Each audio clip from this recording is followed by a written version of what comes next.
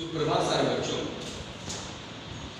कक्षा 7 को मैं पार्ट 3 हिमालय की बेटियां मैंने समझाया था पिछले क्लास में आपको पूरे पार्ट के बारे में। उसका लेखक जो नागार्जुन थे तो उनके विषय भी समझाया था। यानी लेखक परिचय और पाठ का परिचय सारा हो चुका। तो आज हम लोग इसका प्रश्न उत्तर करेंगे। तो आइए हम लोग देखते हैं प्रश्न उत्तर। सभी बच्चे अपने अपने कार्य पुस्तिका निकाल लीजिए हिंदी का। और देखिए पहला प्रश्न जो है, निम्नलिखित गद्यांश को पढ़कर पूछे गए प्रश्नों का उत्तर लिखिए। कहाँ ये भागी जा रही है, वह कौन लक्ष्य है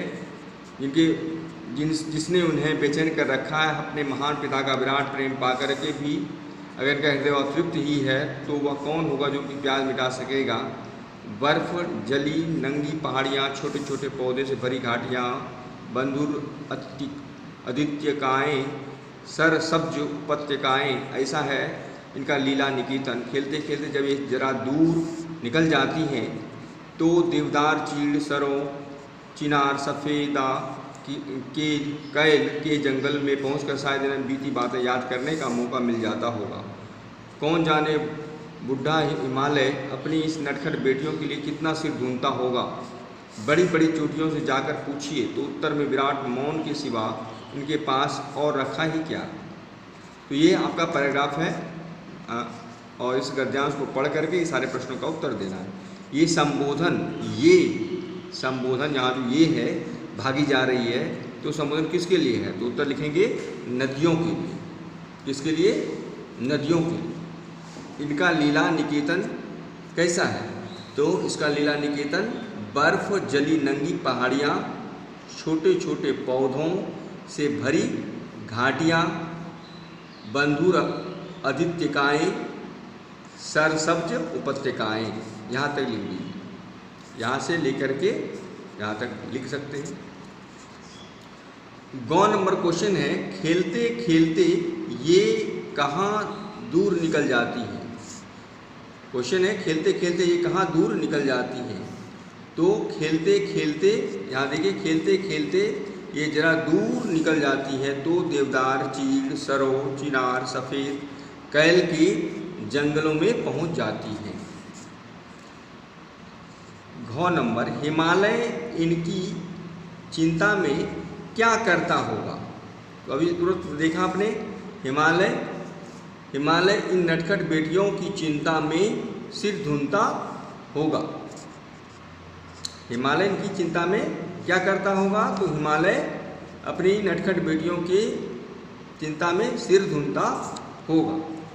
पांचवा है, हिमालय के लिए लेखक ने कौन सा विषय प्रयुक्त किया। सही विकल्प चुन करके लिखिए। तो यहाँ पर क्या प्रयोग किया, हिमालय क्या कहा, बुढ़ा कहा, क्योंकि बहुत प्राचीन काल से सबसे पुराना है हिमालय, इसलिए उन्हें बुढ़ा कहा करके विशेषण का प्रयोग किया है। मैंने हिमालय के लिए बुढ़ा शब्द का प्रयोग किया। दूसरा गद्यांश फिर उसी तरह का है कि निम्न गद्यांश को पढ़कर पूछे गए प्रश्नों को लिखिए। कालिदास के विरही यक्ष ने अपने मेघदूत से कहा था, वेत्रवती नदी को प्रेम से प्रतिदान देते जाना, तुम्हारी यह प्रेयसी तुम्हें पाकर अवश्य प्रसन्न होगी। यह बात इन चंचल नदियों को देखकर मुझे अचानक याद आ गई और सोचा कि शायद उस महाकवि को भी नदियों का सचेतन रूपक पसंद था। दरअसल जो भी कोई नदियों को पहाड़ी घाटियों और समतल आंगनों के मैदानों में जुदा जुदा शक्लों में देखेगा, वैसी नतीजे पर पहुँचेगा। वेत्रवती किसे कहा गया है, वेत्रवती बेतवा नदी को कहा गया। किस नदी को, यहाँ देखिए बेतवा नदी। चंचल कौन है, तो चंचल नदियाँ चंचल है। चंचल कौन है, तो नदियाँ।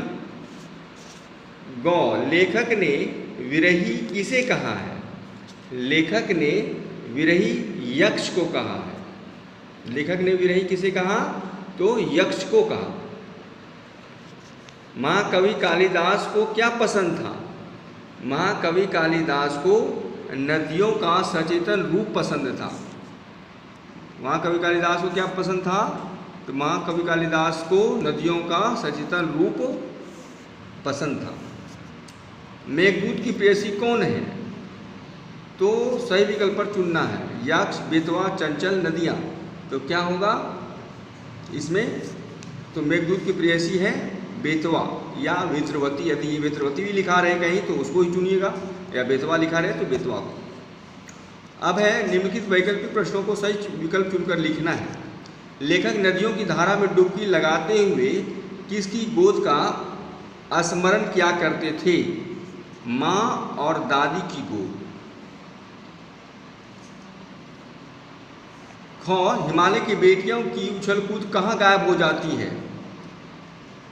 हिमालय की बेटियों की उछल कूद कहाँ गायब हो जाती है? तो समतल मैदानों में जाकर। कहाँ? समतल मैदानों में जाकर। गौ, लेखक ने दयालु हिमालय के पिघले हुए दिल की संचित बूंदें किसे कहा है? लेखक ने दयालु हिमालय के पिघले हुए दिल की संचित बूंदें किसे कहा है? तो संचित बूंदें सिंधु और ब्रह्मपुत्र को। किसे कहा? सिंधु और ब्रह्मपुत्र को। लेखक किस नदी के किनारे जा बैठ गए? लेखक किस नदी के किनारे जाकर बैठ गए? तो सतलज नदी के किनारे जाकर बैठ गए। सतलज नदी। लेखक को चंचल, ऐसे मैं यहाँ पर टिक भी करते जाता हूँ, थोड़ा सा आप देख लीजिएगा एक बार मैं कर देता हूँ थोड़ा सा ऑब्जेक्टिव वाला में। फिर हिमालय बेटियां उछल कूद कहाँ गायब हो जाती है? तो समतल मैदानों में जा कर के, और यहाँ पर माँ दादी की गोद में। ठीक है, ऑब्जेक्टिव वाला टिक कर दिए ताकि आपको कन्फ्यूजन ना हो, और जो मैं बोल रहा हूँ उसको सुन करके लिखते जाना है। लेखक को चंचल नदियाँ देखकर किस कवि की याद आती है? लेखक को चंचल नदियों को देख करके कालिदास की याद आती है। किसकी याद आती है? कालिदास। अब अति लघुत्तरी प्रश्न है, नदियों के प्रति लेखक के मन में कैसा भाव थे? तो क्या लिखेंगे इसमें? नदियों के प्रति लेखक के मन में आदर और श्रद्धा के भाव थे।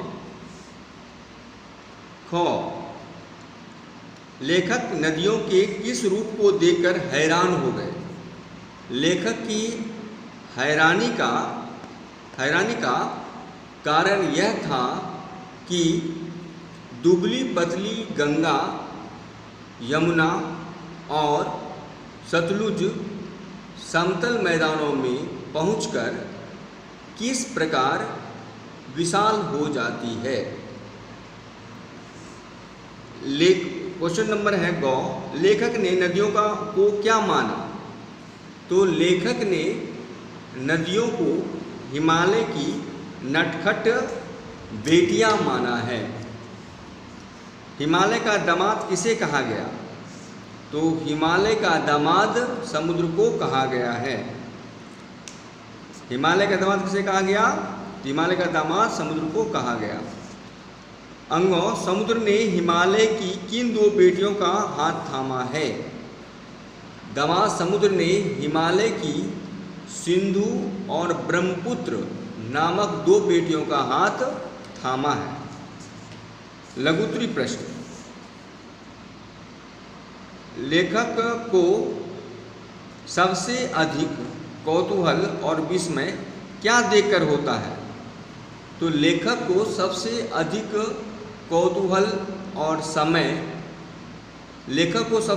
कौतूहल और विस्मय हिमालय की गंगा, यमुना, सतलुज जैसी बेटियों की बाल लीलाओं को देखकर विस्मित होते हैं या कौतूहल होता है। हिमालय की पहाड़ियों में, नेक्स्ट क्वेश्चन, हिमालय की पहाड़ियों में किस प्रकार के वृक्ष के जंगल पाए जाते हैं? हिमालय की पहाड़ियों में देवदार, चीड़, सरो, चिनार, सफ़ेदा, कैल के वृक्ष के जंगल पाए जाते हैं। लेखक ने महाकवि कालिदास की किस प्रसिद्ध रचना के किस प्रसंग का उल्लेख किया है? तो लेखक ने महाकवि कालिदास के सुप्रसिद्ध रचना मेघदूत के विरही यक्ष और मेघदूत की वार्ता का उल्लेख किया है। गौ, काका कालेकर ने नदियों को लोक माता क्यों कहा है? इस पर तो चर्चा मैंने बहुत की थी, क्यों कहा था उसमें जब पाठ समझा रहे थे, फिर भी सुन लीजिए। काका कालेकर ने नदियों को लोक माता इसलिए कहा क्योंकि वह आम लोगों की आवश्यकताओं की पूर्ति कर उन्हें जल से तृप्त करती हैं। दीर्घोत्तरी प्रश्न दो ठो हैं, उसको भी कर लेते हैं। दीर्घोत्तरी प्रश्न, सतलज के प्रगतिशील जल का लेखक पर क्या प्रभाव पड़ा? तो सतलज के जल ने लेखक पर ऐसा प्रभाव डाला कि उनके तन मन तरोताजा हो गया। उनका उचाट मन पल भर में ही प्रसन्न होकर गुनगुनाने लगा और सतलज बहन की जय कहते हुए उन्होंने एक गीत की रचना की। नदियों की ममता और स्नेह को बहन के संबोधन से सम्मानित किया। और अंतिम दीर्घोत्तरी प्रश्न है, भारतीय संस्कृति में नदियों का ही नहीं वरन संपूर्ण प्रकृति का मानवीय रूप देखने को मिलता है। इनसे किन जीवन मूल्यों की झलक मिलती है? तो भारतीय संस्कृति में केवल नदियों का ही नहीं अपितु संपूर्ण प्रकृति का मानवीकरण इसलिए किया गया है ताकि मानव और प्रकृति के बीच सुंदर संबंध स्थापित हो सके। प्रकृति की नियमित गतिविधियां मानव मन और जीवन को अनुशासित कर सके, सुख दुख को समान रूप से झेल सके, सदैव परोपकार की भावना से अनुप्रमाणित हो। प्रकृति के इन्हीं जीवन मूल्यों की झलक नदी के क्रियाकलापों में दिखाई देती है। आज इतना ही रहेगा, फिर व्याकरण भाग जो है वो दूसरे दिन कर देंगे हम आपका। धन्यवाद।